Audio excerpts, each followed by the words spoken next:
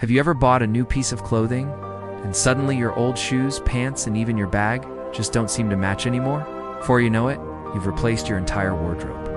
Or maybe you bought a fancy new sofa, and now you're eyeing a new coffee table, new rug, and even new curtains to go with it. If this sounds familiar, you've experienced what's known as the Diderot Effect.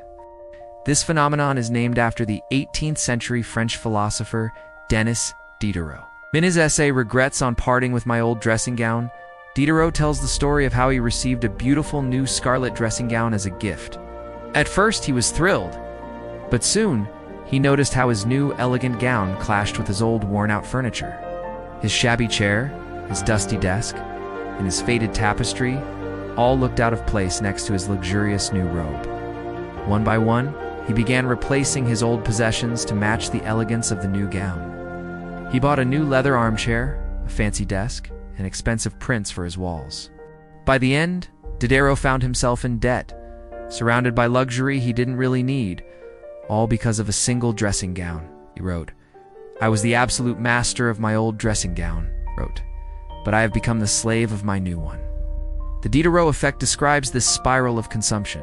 It happens when we acquire a new item that deviates from our current sense of self and our other belongings.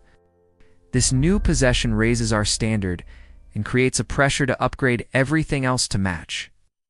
It's a powerful psychological trigger that marketers often use to their advantage. They sell you not just a product, but a lifestyle. You buy a new phone, and suddenly you need the matching earbuds, the smartwatch, and the branded case.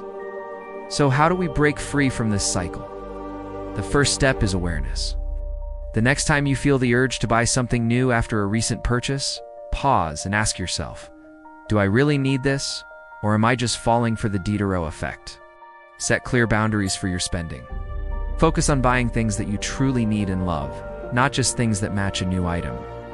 By being mindful, you can avoid becoming a slave to your possessions and remain the master of your own choices. Thanks for watching.